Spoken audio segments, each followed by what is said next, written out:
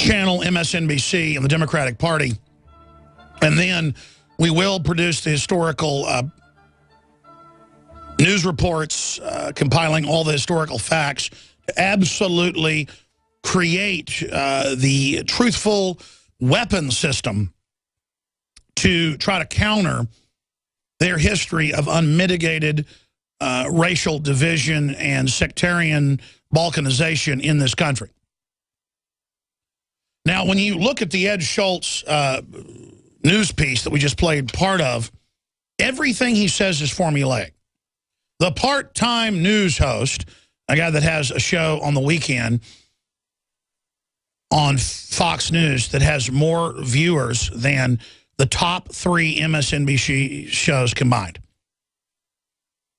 And the guy who heads up a huge alternative real news site that has more viewers than MSNBC.com does. You can look it up. Daily Caller has more visitors. So do we, by many times, on Alexa.com and other metrics.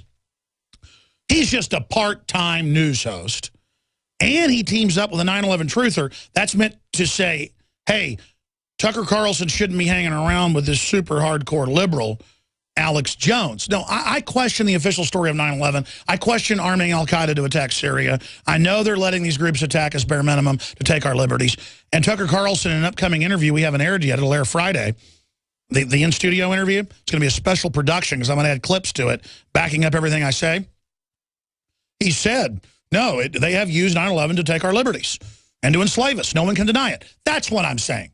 Don't let them use terror to take our liberties. Don't let them use the Gulf of Tonkin, back to LBJ, to get us in the Vietnam War.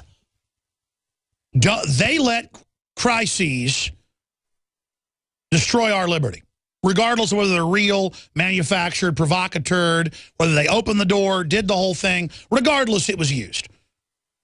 And so every time they attack me on MSNBC or Raw Story or Media Matters, they say 9/11 truther, as if that's something to demonize, and then they connect it to the Republican Party. When I'm not about the Republican Party, I'm about opposition. If the Republican Party was taking over and doing all this, I would support any opposition to it. I didn't like stuff Bush was doing and was a giant critic. The Democratic Party, though, is a nasty organization at the top. They have a lot of nice people in it. And folks that are Democrats because their granddaddy was a Democrat. And a lot of the biggest redneck, right-wing people I know, and quite frankly, some of the few racists I know, are Democrats, folks, growing up and currently. They're the kind of guys that'll make little comments and stuff. The only people I've ever heard that are white that have made racial comments are Democrats. I can say that unequivocally. And that's well known to anybody that actually studies politics. And that is what is so frustrating about all this.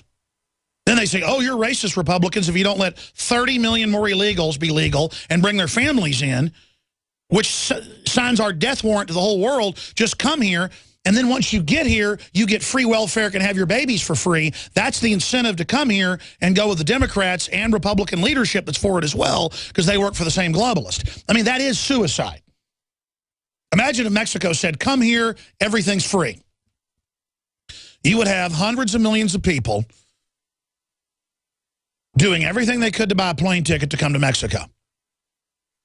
Mexico has the most draconian immigration laws in our hemisphere. Well, in the Americas, to be technical. From all the way from Chile up to Alaska. Right through Canada, folks, no one has immigration laws as strong as Mexico. Look it up. It's on record. Immigration laws. Guys, search. Mexico has toughest immigration laws in the Americas. It'll be a university paper. Guaranteed. Mexico has the toughest, or New York Times headline, Mexico has shameful immigration pass as well. Like America does when we're the most wide open country. This is political suicide, ladies and gentlemen. They're going to bring in an unlimited group of people to take our guns, you name it. But getting back to Tucker Carlson and the attack on he and I working together, just in a friendly way, him coming on air. They want to dictate who can go on whose show. Most of the time when MSNBC or Media Matters attacks, it's like, a Republican congressman come on Alex Jones's show. Oh, Ted Cruz came on. Oh, Rand Paul did. Oh, Ron Paul did. Don't talk to that kook. They don't want what they see the radicalization of a hardcore liberal like myself and Thomas Jefferson vein, a real liberal, hardcore liberal, bleeding heart, on fire with wanting to animate humanity and liberate humanity and have maximum individual freedom, maximum diversity, maximum choice, maximum tolerance. But that means you don't tell me how to live either. Maximum don't put me in a box. I am a flaming liberal, folks. Flaming. Flaming. I love all the big liberal philosophers. You read them, they sound like hardcore libertarians or constitutionalists. That's because our founders were reading all of that, folks, in Latin. They were into all that. They were the flower of the Renaissance. We need to rediscover our birthright. It was never perfectly implemented, but to that point was the greatest idea ever that led to so many other forms of liberation. The problem is then it just gets co-opted when the whites stop using race politics to control things. And then the groups that said, oh, we just want equality, they start using it themselves because it's a good way to take over. If you're not actually free market and about free association, be about skin, be about what religion you are, be about what region you are, be about your sexual preference, because then it doesn't have to be about what you're producing. What music, what literature, what art, what you built, the service you did, who you were. See, oh no, they want to be about race, or oh, I've got a handlebar mustache and tattoos and wear different color socks. Oh my gosh, the women all want me because I'm a trendy, and that's what you do to get women. You don't actually stand for something. You don't actually produce something. You didn't write beautiful literature. You didn't come up with great music. I don't care if you're black or white. I don't care if you're a great guitarist like Jimmy Page versus Jimi Hendrix. I can admire them both, and they both speak to my soul. I'm not thinking about what color they are when I'm listening to their music.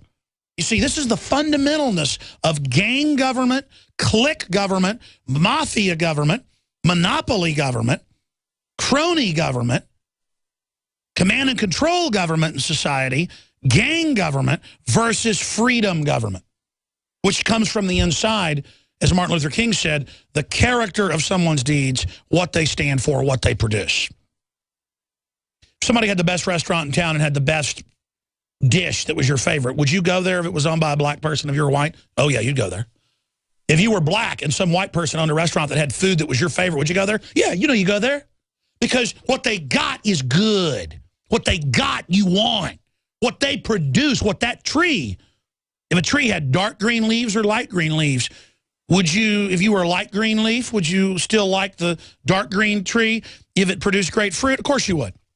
They don't want to make it about what you stand for and what you do and what you produce. They want to make it about what group you're part of. And look, I don't care if you got beards and handlebar mustaches and tattoos all over you and different color socks. I mean, hell, that's what gets you success. Why not? You've learned to go along with it. I don't care about your style. I think it's fine. Everybody's got their own style. I'm not knocking you.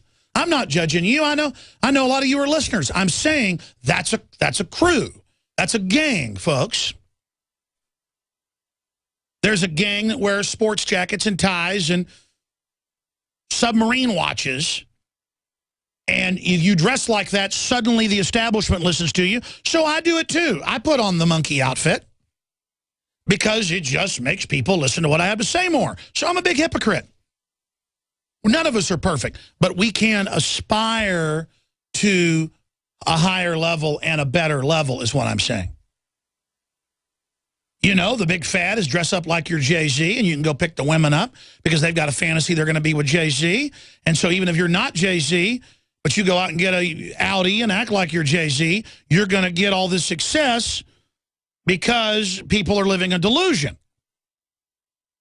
Now, it won't last long term because it's fake and it's transitory. You only get empty, dumb people.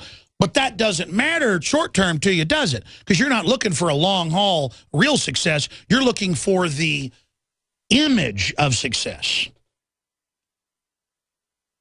The veneer, not the bona fide. But it will be bona fide. It will be real McCoy. It will be certified, grade A, real deal. That will satisfy you in your life, folks. Being real, being truthful, being honorable, not being a coward, the essence of being a man. The very essence of success. Being a woman, being beautiful, virtuous, true, strong, daring, creative, the essence of being a woman, the essence of your life on this planet, the essence of the great noble species that you're part of, the essence. And then you look at MSNBC, total balkanization, total division, scare the Republicans off from Alex Jones. Oh my gosh, if his talking points ever get picked up by them, they will radicalize the population, take over, and we'll have a new 1776 on our hands, but this time nonviolent, cultural. I mean, they say that in government white papers that are public, we've covered on air. They say in the news, my God, the Republicans are passing laws off what Alex Jones talks about, and they trace them directly back to me and Drudge amplifying it. They go, Alex put it out, Drudge amplified it, it became law. They had hearings on this. And then what happens to your gun control push? Then what happens to your drones? Then what happens to your NSA? Because you know I'm telling the truth. You know I've got you with your pants down. You know I read all the history books. You know, Ed Schultz, you're a big, fat, degenerate, race-baiting scumbag. You punk. You're a big city politicker. I could just see what you talk about when you're drinking that